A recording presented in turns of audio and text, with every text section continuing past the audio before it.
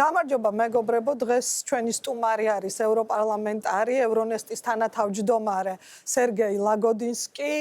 მივესალმები მას და დიდი მადლობა მას ამ შესაძლებლობისთვის, რომ წლის ბოლოს შემაჯამებელ ინტერვიუს აძლევს ევროსკოპს. სერგეი, დიდი მადლობა ამ შესაძლებლობისთვის. ახლა საქართველოსთვის არ არის მარტივი დრო და ძალიან საინტერესო იქნება თქვენი და ევროპარლამენტის პოზიცია. მოდით დავიწყოთ წლის შეჯამებით. როგორი იყო ეს წელი ევროკავშირის საქართველოს ურთიერთობებისთვის? მინდა გავიხსენო ყველაზე მნიშვნელოვანი საკითხი, როცა ირაკლი კობახიძემ ხალხის ნების გარეშე გამოაცხადა, რომ საქართველო აჩერებს ევროინტეგრაციის პროცესს. და თქვენ იცით, ამას მოჰყვა მასიური პროტესტი, რაც დღემდე გრძელდება. ვფიქრობ, ეს ურთულესი წელია ევროკავშირისა და საქართველოს ორმხრივ ურთიერთობებში. მშვენივრად მახსოვს, სულ რამდენიმე წლის წინ ამ პარლამენტში განვიხილავდით, მზად არის თუ არა საქართველო ან ჩვენ ჩავთვლიყავით გაფართოების პროცესში. იყო კრიტიკული მოსაზრებებით, მაგრამ ჩვენთვის ქართველი ხალხის მომავალი ევროპულია და ნათელი იყო, გჭირდება კარგი ურთიერთობები და ნიშანი რომ ტრაექტორია, რაშიც ორივე მხარე შევდივართ ევროკავშირის წევრობაა. მე მივეკუთვნები მათ, ვინც არწმუნებდა სკეპტიკოსებს, ვინც ეუბნებოდა, მოდით ეს გავაკეთოთ, ვცადოთ. მე მჯერა საქართველოს ევროპული სულის და ევროპული იდენტობის, რადგან ჩვენ ამ ქვეყანას 10 წლეულებია ვიცნობთ. ჩვენ ვიცით ქართველი ხალხის თავისუფლების მოყვარეობა და ევროპული სულის კვეთება. ეს წელი კი გამოფხიზლების იყო, რა თქმა უნდა, არჩევნებთან დაკავშირებით, მაგრამ ასევე მართველი პარტიიდან მომდინარე ანტიევროპული კამპანია და ეს ჩემი აზრით გარდამტეხი მომენტია. ჩვენ ყველა პოლიტიკოსები ვართ და ვიცით, რომ მოქმედებთ, ვურთიერთობთ იმისთვის, რომ ხალხმა აგვირჩიოს. ევროკავშირის გამოყენება, ვთქვათ, კრიტიკის ობიექტად ჩვენთვის უცხო არ არის. ასე ყველა ვაკრიტიკებთ, ეს არ არის საკრძალული, მაგრამ ევროპისგან შექმნა ანტიქართული. ამბობდნენ, რომ ევროკავშირის წესები, სულისკვეთება, ეწინააღმდეგება ქართულს. არის ძალიან დიდი ცვლილება, რაც ბუნებრივად იწვევს პროცესის გაჩერებას. ჩვენი მხრიდან ამ პროცესს ვუყურებთ შოკირებული, ვართ იმედგაცრუებულები. უფრო სწორი სიტყვა იქნებოდა ვუყურებთ სევდიანად. ეს სევდიანი ამბავია, რადგან უდიდეს გავლენას იქონიებს არა ევროკავშირის მომავალზე. გონია რომ ევროკავშირი გადარჩება წევრი საქართველოს გარეშე, მაგრამ მართველი პარტიის გადაწყვეტილება შეტრიალდეს ევროკავშირისგან უდიდეს გავლენას იქონიებს საქართველოზე და ქართულ ხალხზე. მიმდინარე მოვლენებიდან გამომდინარე, უნდა კითხოთ BBC-ს საგამომძიებლო ფილმზე. ვიცი რომ იცით ეს საკითხი. ფილმში საუბარია, რომ შესაძლოა ქართულმა ოცნებამ მომიტინგეების წინააღმდეგ ქიმიური ნივთიერება გამოიყენა. ირაკლი კობახიძემ ასევე განაცხადა, რომ ნივთიერება იყო გარეული წყალში პროტესტის დასაშლელად, მაგრამ ეს არ იყო კამილი. მე მაინტერესებს თქვენი პოზიცია ამ თემაზე, ასევე ძალიან მაინტერესებს ევროპარლამენტმა, კანონმდებლებმა უნდა ისაუბრონ თუ არა ამ თემაზე ხმამაღლა და რა სახის ბერკეტები გაქვთ. ჩვენ ჯერ კიდევ ველით მეტ განმარტებას ყველა მხრიდან ევროპული დემოკრატიული ტიპის საზოგადოებაში ჩვენ ვენდობით ისეთ მედიას, როგორიც BBC-ია. BBC ძალიან სანდო მედია საშუალებაა, სახელმწიფოდან დაფინანსებული მაუწყებელი და იქ არ არსებობს რაიმე განსაკუთრებული ინტერესი. ჩემი ვარაუდი ასეთ სიტუაციაში ყოველთვის არის, რომ თუ მაქვს ინფორმაცია, ის უნდა იყოს გადამოწმებული, მაგრამ პირველ რიგში ვარაუდობ, ისეთი წყაროდან წამოსული ინფორმაცია, როგორიც BBC-ია, უნდა იყოს სწორი. მანევრირება, რასაც ახლა ვხედავთ, მცდელობები იპოვონ რაღაც არგუმენტები, რომ შესაძლოა ეს ნივთიერება იყო, ან სხვა ნივთიერება, შესაძლოა იყო გარკვეული წყალი. ეს არ ჟღერს სანდოდ და როცა ჩვენ ზოგადად ვხედავთ ადამიანის უფლებების გაუარესებას საქართველოში, მედიის მიმართ დამოკიდებულებას და თუ შევხედავთ მართველი ძალის, პარლამენტის დამოკიდებულებას ადამიანის უფლებების მიმართ, მედიის, პროტესტის ჩახშობაზე, მათგან მიღებული ინფორმაცია, რომელიც საკმაოდ არეული და უცნაურია, შეზღუდულია. ჩემი აზრით, ჩვენ უნდა დაველოდოთ, მაგრამ რა თქმა უნდა, ამ თემაზე ვისაუბრებთ, რადგან როგორც თქვი, ჩვენთვის მთავარია პრინციპი, რომ ჩვენ გვჯერა თავისუფალი მედიის, განსაკუთრებით საჯაროდ დაფინანსებულის, როგორიც არის BBC. მიმაჩნია, რომ ეს იქნება კიდევ ერთი ძალიან მნიშვნელოვანი საკითხი სამშელოდ, რადგან ბევრი საუბარია იმაზე, რა სახის დეფიციტია მთავრობის პოლიტიკურ სისტემაში. ბევრი ადამიანი აქცენტს საარჩევნო საკითხებზე აკეთებს. ბევრი სხვაზე, ჩემთვის მთავარი თემა და ინდიკაცია იმისა, რომ რაღაც არასწორად მიდის, არის ის, თუ როგორ ეპყრობიან დემონსტრანტებს, როგორ ეპყრობიან ოპოზიციას, სამოქალაქო საზოგადოებას და მედიას. ბევრი ადამიანი აქ პარლამენტში ბელარუსსაც ადარებს. მე არ ვარ მათ შორის, ვინც დაიწყებს ლაპარაკს, რომ ეს ბელარუსულია ან რუსული. მაგრამ რასაც ჩვენ ვხედავთ, ეს არ არის დემოკრატია. ეს არ არის დემოკრატია, რომელიც ევროპისკენ მიისწრაფვის და ეს არ არის თავისუფალი ხელისუფლება, რომელიც ყველასთვის თავისუფალ სივრცეს უზრუნველყოფდა, რადგან თავს იგრძნობდა კომფორტულად იმით, რომ ლეგიტიმაცია აქვს მოსახლეობის უმეტესობისგან. ამ პერსპექტივიდან ეს არის კიდევ ერთი მტკიცებულება, რომ ყველაფერი მიდის ფუნდამენტურად არასწორი და არაჰუმანური გზით საქართველოში. შემდეგი შეკითხვა გაფართოვებაზეა. გაფართოების ბოლო ანგარიში საქართველოზე იყო ყველაზე ცუდი ამ პროცესის ისტორიაში. ეს მარტა კოსის სიტყვებია, რომელმაც ასევე თქვა, რომ კანდიდატის სტატუსი ახლა მხოლოდ ქაღალდზეა. მიუხედავად ამისა, ქართული ოცნება ამბობს, რომ ქვეყანა ევროკავშირისკენ მიჰყავს და ამ გზაზე წარმატებებიც აქვს. შეგიძლიათ ჩვენს აუდიტორიას აუხსნათ, რატომ არ შეესაბამება ეს სიმართლეს. იმიტომ რომ ის მხოლოდ ქაღალდზია, ანუ თავად საქართველოს ხელისუფლებამ, თავად საქართველოს მმართველმა პარტიამ, მათმა ლიდერმა თქვა, რომ აჩერებდა პროცესს.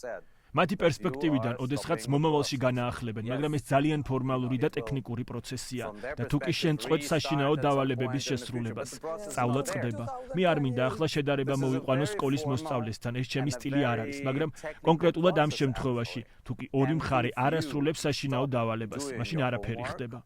ასევე კონკრეტულად ამ შემთხვევაში ერთი მხარე გარკვეულ სახელებს არქმევს მეორეს, ამბობს, რომ არ სურს მისი მსგავსი იყოს. მაშინ რა სახის ურთიერთობებს ელი? ახლა ეს არ არის ურთიერთობები და არც გაწევრიანების პროცესი. ამ პერსპექტივიდან მე ვეთანხმები ევროკომისარ კოს. მე ის ადამიანი ვარ, რომელიც ამბობს, რომ არ უნდა შევაჩეროთ პროცესი, მაგრამ თუ კი ასე გაგრძელდა, მაშინ ძალიან მძიმე გადაწყვეტილებები უნდა იქნას მიღებული. ქართული ოცნება ძალიან ნეგატიურად არის განწყობილი ევროპარლამენტის მიმართ. ამბობს, რომ თქვენს რეზოლუციებს ჩალის ფასი აქვს. დელეგაციაც ევრონესტის საპარლამენტო ასამბლეის შეხვედრაზე ჩამოვიდა ერევანში, შემდეგ კი თქვენს, რომ არ მიიღებენ მონაწილეობას ორგანიზაციის მუშაობაში. რას აჩვენებს ეს მიდგომა თქვენთვის?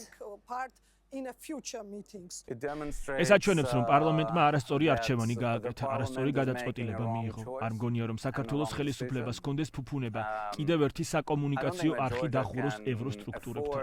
თუ კი ვსაუბრობთ ევრონესტის საპარლამენტო ასამბლეაზე, სადაც მე თანათავმჯდომარე ვარ, მე ვიყავი შეხვედრის ორგანიზატორი ერევანში. არის ევროპარლამენტის ძალიან მკაფიო პოზიცია ამ ეტაპზე, რომ პარლამენტი არ ცნობს არჩევნებს, მის შედეგებს და ჩვენ არ თანამშრომლობთ მათთან, ვისაც ფსევდოლეგიტიმაცია აქვს მინიჭებული ამ შედეგებით. მე ვეცადე, რომ მრავალმხრივ ფორმატში, როგორიც ევრონესტია, ყოველთვის ყოფილიყო ადგილი საქართველოს ოფიციალური დელეგაციისთვის. ასეთი მიდგომა მაქვს, თუ კი სომხებს სურთ საუბარი ამ ხელისუფლებასთან, თუ კი აზერბაიჯანს სურს საუბარი, სხვა ქვეყნებსაც არის ამის ადგილი. ასევე ჩვენ, როგორც სხვა შემთხვევების დროს, ვთქვით, რომ შეგვიძლია სტუმრების მიწვევა. საქართველოს სამოქალაქო საზოგადოების წარმომადგენლები, ოპოზიციური პარტიების წევრები იყვნენ სტუმრის სტატუსით, მაგრამ მათ შეეძლოთ დასწრებოდნენ დებატებს და შექმნილიყო რეალური დემოკრატიული გარემო.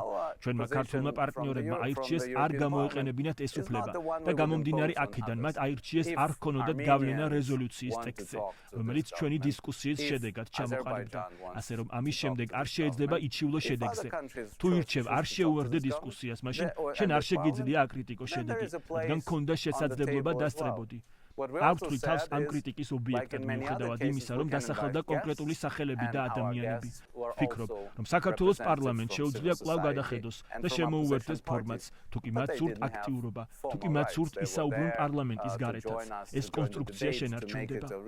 ჩვენი პოზიცია ამ პარლამენტის ბევრი ქვეყნის მიმართ არაა დამოკიდებული ქვეყნის მოწონებაზე. ამიტომაც ვართ პარლამენტი, მე, რასა და ჩვენი კოლეგები სხვადასხვა ქვეყნებში დავდივართ. ეს არაა მხოლოდ საქართველო. ძალიან ბევრი აკრიტიკებს სიტუაციას ახლო აღმოსავლეთში, აკრიტიკებს ისრაელს, აზერბაიჯანს. ზოგჯერ შეიძლება ეს დაუბალანსებლადაც იყოს ნათქვამი. ეს არის ცოცხალი დემოკრატია. ზუსტად ამას ვერ ხვდებიან, ან არ სურთ გაიგონ ჩვენმა პარტნიორებმა საქართველოში. მიუხედავად იმისა, რომ რამდენიმე წლის წინ თავად იყვნენ ცოცხალ დემოკრატიაში და ეს სამწუხაროა. საქართველოს მოსახლეობის უმეტესობა სურს ევროკავშირში გაწევრება.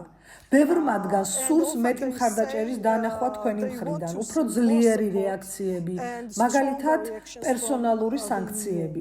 თქვენი აზრით, რატომ არ არის საკმარისად ეფექტური ევროკავშირის პასუხი და რა შეიძლება გააკეთოს ორგანიზაციამ კიდევ? რა შეიძლება ელოდოს ქართველი ხალხი? ჩვენს და კომისიამაც ძალიან პრინციპული პოზიცია დავიკავეთ. ევროკავშირი ძალიან კომპლექსური ცხოველია და ზოგი გადაწყვეტილება, მაგალითად სანქციები წყდება წევრი ქვეყნების მიერ, 27 ქვეყნის მთავრობების მიერ.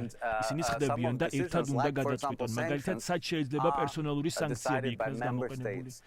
მათ შორის ამ 27 შორის, რა თქმა უნდა, არიან რუსეთის მეგობრები, ასევე თქვენი მმართველი პარტიის მეგობრები. ისინი ბლოკავენ ამ საკითხს. ასევე არიან სხვა ქვეყნების სხვა პოზიციით. ეს არის დემოკრატია. ამიტომ ზოგმა ქვეყანამ ინდივიდუალურად წასვლა გადაწყვიტა და სანქციები დააწესა ბალტიის ქვეყნებმა. ჩვენ ამას მხარს ვუჭერთ. რა შეგვიძლია ჩვენ გავაკეთოთ? პირველ რიგში მნიშვნელოვანი იყო ჩვენი ყოფნის დემონსტრირება. გახსოვთ ალბათ, ერთი წლის წინ მე რასა და სხვა კოლეგები თბილისში ჩავედით და ქუჩაში ადამიანებთან ერთად გავედით. ეს სულაც არ ნიშნავს, რომ ჩვენ სადმე ჩავერიათ.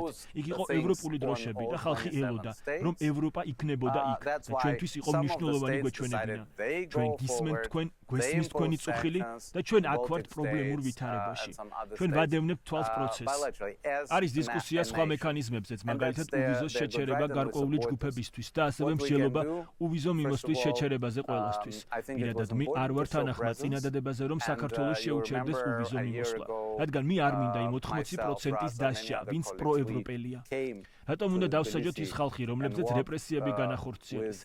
მაგრამ ეს რთული საქმეა უყურებ მაგიდას და ფიქრობ, რა ინსტრუმენტები შეგიძლია გამოიყენო.